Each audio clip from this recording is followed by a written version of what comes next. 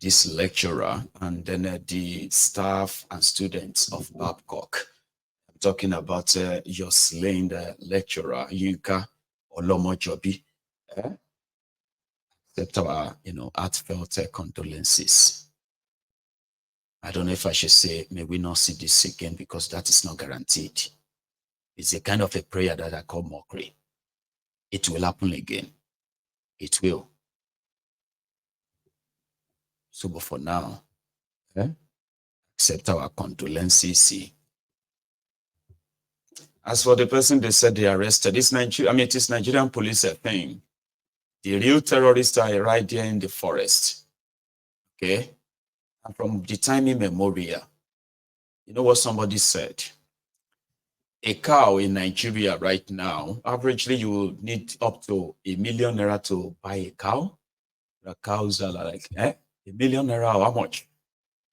500,000 naira a cow. Right. But take a look at this, right?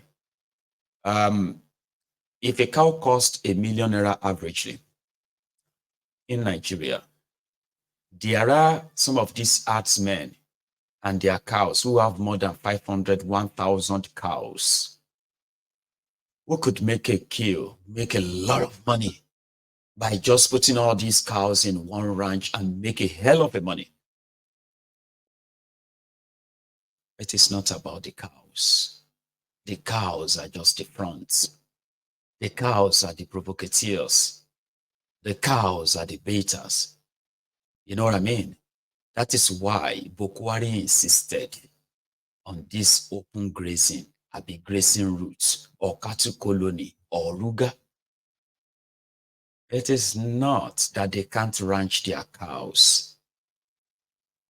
From time immemorial, the Fulanis will visit your community, bring in the cows, eat your farms, destroy the crops, so that you can react. And in anger, you will react. You may kill 1 cow, 2 cows, or even 3. You may even do well and kill maybe 10 in anger for destroying your farms. That's all they need. Just kill 1 cow or kill 10. It doesn't matter. It's all they need. Because they will kill human beings. They will kill you. And they will kill until they are tired. And they will come back again and again and again and again and again until all of you have to run away from that community, until you abandon it completely. And if it's going to take them 10, 20, 30 years, they don't mind. The system will let them run you over again and again and again until a lot of you will have to leave the entire place and say, And the Nigerian media will continue to report it as farmers, others clashes. But now your dead bodies they will be seeing. They won't see the dead bodies of the others. Only that of the farmers and his family and his entire village, including those who are not even farmers. They will be slaughtered. And let me tell you, it's a farmers others clashes. Nigeria must break up. Say amen. Because in breaking up of this contraption lies our future, our own survival as a people, as a race. Nigeria will help them extinguish us. And it is always going to be this gradual. The life of a cow, 1 cow, to a Fulani terrorist, they have put it on the scale. The life of one bloody cow is like the life of 10 humans, and they're proud. They are very proud in that.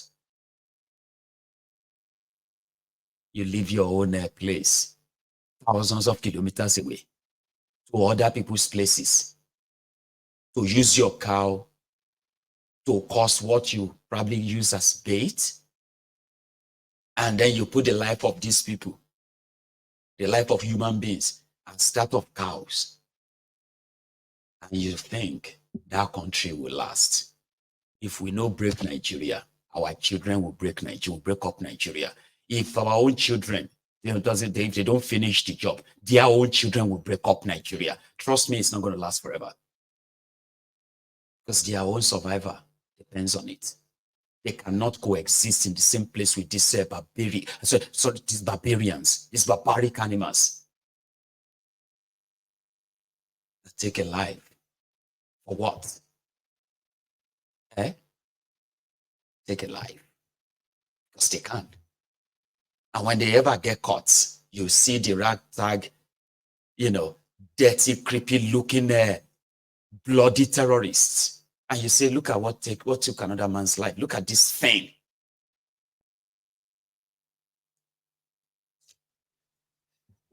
Well, I hope a lot of you who are still there right now, unsure what your own fate is going to be all about. Your fate has been signed and sealed. When it comes to Nigeria, you are just going to remain a pawn on their chess table. You are just a mere statistic, irrelevant, nothing. I think you are more than that. Or you should probably see yourself more than that too. Or else, the question is, who is next? Who do you think will be next? No idea, but there will definitely be one. In fact, the next people are already taking their own bullets as we speak. You hear some, you will not hear others. I hope when it happens to you, it won't go the ways of tens of thousands like that will never make it to the news. I hope. The family of Mr. Yinka Olomojobi, àwọn fún yín ní okun àtagbára o, láti fi bá lọ yín ṣàdúrà yẹn náà. Ọlọ́run á ṣàfún yín lókun àtagbára ṣá láti fi fill this particular empty void, or let me say this particular void. The death of your son is probably going to be like, I can only imagine. Terrorists are there to do three things. APC, Egbekegbe, they are there to do three things: to steal, to kill, and to destroy. Listen to me. APC, Egbekegbe, Al-Qaeda People's Congress. APC, Egbekegbe motor. To steal, to kill, and to destroy. When you look at the Fulani terrorists and their backers and sponsors, the textbook definition of just that, right? They come to steal, to kill, and to destroy. Don't ever forget that. So if you have any association with them, definitely you should be aware of what you are enabling. You should. Let's go to something else quickly, ladies and gentlemen, because the news popped out, I think it was yesterday, but it started 2 days ago. And it was about the China supermarket in Abuja. You know Chinatowns, right? I mean, Chinatown is meant for the Chinese nationals, as well as anyone who is interested in shopping Chinese stuff. Normal, right? I have never heard that any shop anywhere will say this particular set of people are not allowed. For example, a China supermarket saying Nigerians are working there, okay? And their stuff, their display, everything is in Chinese, right? But they specifically said they don't want Nigerians to come in there and shop. Like, if they see Nigerians in there, true or false, nobody knows. So it is true that there are no Nigerians shopping there, right? But when people hear that, like, how is that even possible in Nigeria? How is that? So people went there to go and find out. And the security guard at the entrance, they repeated the same thing. Now, this is something that I personally find it a little bit weird, right? Like, weird, like, how is that possible? Well, Nigeria. So the guy at the gate said, oh, it is true. Please don't go inside, please. because people were like, we'll go inside and see what, are they going to send us away? No, don't go inside though. If you go inside, people can lose their job. Really? So it's a thing then? Like, so if I am a Nigerian and I just go in there, you as a gate man, you'll be sacked because you've been told that I should not be allowed to come in. Unfortunately, by the way, nobody had a chance of possibly investigating or asking the owners if that is true. But you know, these days, small time, people will tell you. The people that need this story, they are not online. They are online. Majority of Nigerians are just somehow part and parcel of what is happening to them. So they do not. They can choose not to hear you or like not seeing anything. Because this one happened 2 nights ago. And then yesterday, it was already a thing. People were already agitated. How is that possible? We're going to go there and find out and all that. This Abuja residents even went. I'll show you. The building, that's the Chinese restaurant, Chinese supermarket, that's it here. So January they stop. This January they stop. Then they stop Nigerians to enter the supermarket. Yes. Why? What's happening? They're getting written notice, they're getting approval from government, they're getting anything where make them bring that decision. That's what they know since January. But before January, people they enter. Before January, Nigerians they come inside before. Okay. That's all. Okay. My name is ASG. Currently, we are at the Chinese Chamber, Airport Road, Abuja. So we can, I am up to 3 or 4 here. So we are not allowed to enter the Chinese supermarket. So it's not a joke, it's not a lie. We're there Abuja right now, we did the place, now show the environment. That's the place, that's the building. So apparently, yeah, we are trying to, we've been want to try enter the place, maybe know how far. But we have that now, our Nigerian people, now then they sell, baby. They are the ones selling in there. So if we go there, they might lose their job. Me, I was thinking we should just go and try to sell for us or not. But the security have explained things to us, and I think it's going to be wise. I don't want our people that are there working. They say even if they sell for us now, it will backfire on them. I mean, that's what they said. That's what they said. So we will not go to inside there. We don't want to force ourselves inside the supermarket, so it's not cause issues. So for now, we just confirm that okay, you cannot go in as a Nigerian. Okay, they said that it's from January. They stop allowing Nigerians to buy things since from January. So you cannot enter. It's only for Chinese people. So that's what we have confirmed it, and it's true. So that's it. So how do you feel about this? I feel devastated. I came here with drama actually, but you see things where they background. So I had to like behave myself. Yes, you see, I don't want to. I know, yeah, you say guys, stop it. Okay, let's talk what is more important right now. Nigerians are not allowed to go in. It's not a joke. We all came together with yeah, so we came together to actually see if it was true. Briefly summarize. Yes. So we came to see if it was true, but unfortunately it is true. Yes. Like if you're a Nigerian, you can't actually walk in there to get something. Reason being, I don't know, they don't have a reason. They haven't even actually given us the reason. But we had soldiers have been trying to make that room. For Nigerians to go back in. Yeah, and apparently they say that Nigerians walking in there, so that if we go inside to get something, it might affect the Nigerians that are working inside. You get, so we are not allowed to go inside. And the Nigerian people that are the security in the estate, so we don't want to implicate them. So we will not be going inside. Yeah, we don't just want to. I'm so that How much Gen Z, you know? I mean, what do you call them again? Is that not Gen Z? And now they are the children that are children of curiosity. They are the children you say they don't have respect, or they are not afraid of anything. They don't fear people anymore. They are the Gen Z. So when they hear that, like, oh, mom, we will go in there, but somehow they felt like, okay, you know what, we're not going to try and make our people lose their job, you know. But normally we wanted to, but we would just not let do that, okay. But they actually brought awareness to the matter. And according to them, this only started in January this year. It never used to be the case.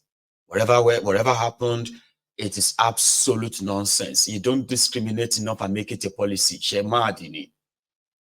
Eh? Somebody said, hey, but you are not Chinese. Why do you go there? Why do you want to go there? Are you mad? Or if they don't want you to patronize them, if they say they don't want your patronage, why do you want to go there? Say, show crazy. The idea is not because whether people wanted what they are selling or not. All right. But if you boldly says, I don't want Nigerians to patronize this our business, why do you bring it to Nigeria? Why not just make it an online business and let your people order it online? So the context here is that how dare you make such pronouncements in a foreign land? Is that like, anyway, it became a thing that they had to bring in the FCM, FACPD, whatever.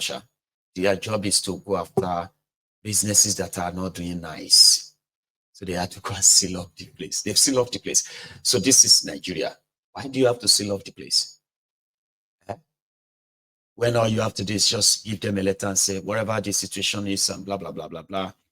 We'd like to know why you have to stop Nigerians from entering these premises. Like, you don't have to shut down the place, man. It's like the same thing that they always like demolish building because they are fighting kidnappers or they are fighting armed robbers or anything. They'll just demolish the entire property. That doesn't make any sense. Okay. Oh, we've had this allegation against you. You write them and you say, okay, they have to. And then they will probably reply you and deny. Whatever their policy that led to that, they will probably have to wrap it.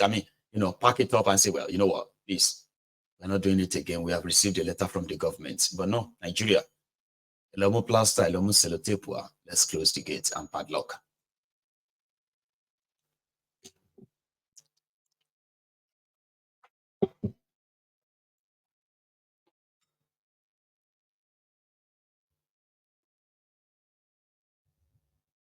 You know that too.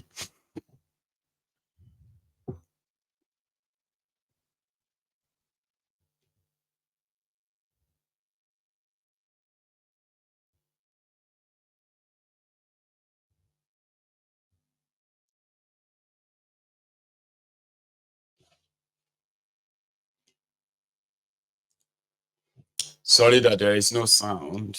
I should have checked that before. I told you they are FCCPC.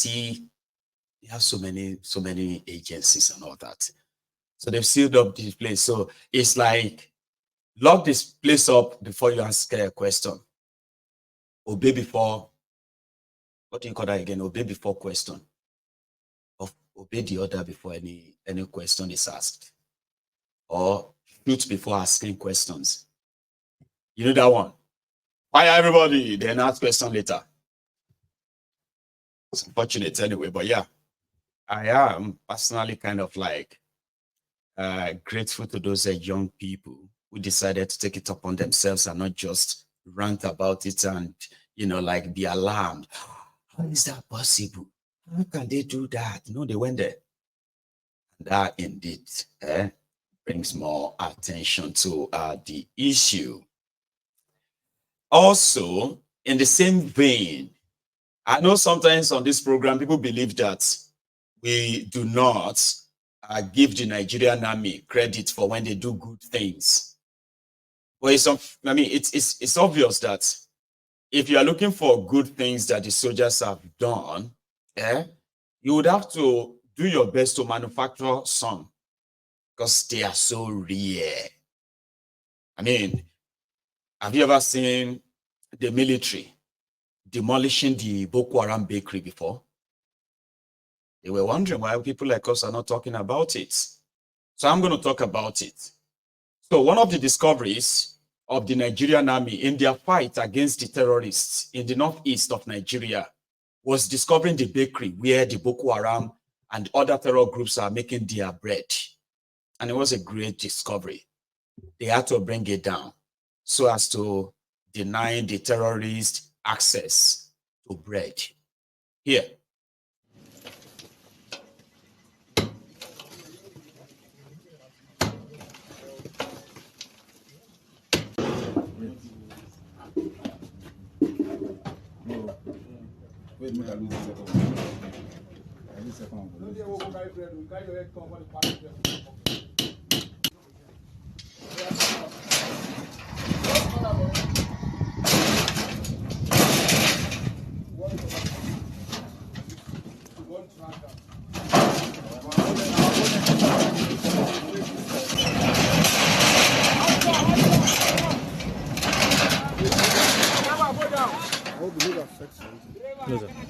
Driver, bend down.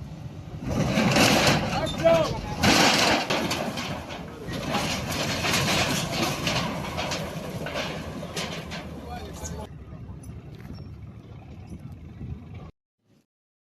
Did you see Nigerian ammo tank? That one ammo tank be APC. Is that ammo? So unfortunately, that ammo tank couldn't demolish the bakery the way they wanted it, but it destroyed it. So they won't be making bread inside that place for a long time. That has been assured by the Nigerian army. And as for Kolu, he was having a meeting with, they call it the counterterrorism, African counterterrorism meeting in Abuja. And one woman stood up to the Olo and she said, to the face of everybody seated in that meeting, all of them from other African countries, they are doing Africa counterterrorism meeting. And that woman stood up and said, since Tifnumbu became your president, there's never been a single terror attack. And they told that to all the guys seated there. Is that not what they do all the time? I'm going to show you how that went. I mean, like, you know, just piece of here and there.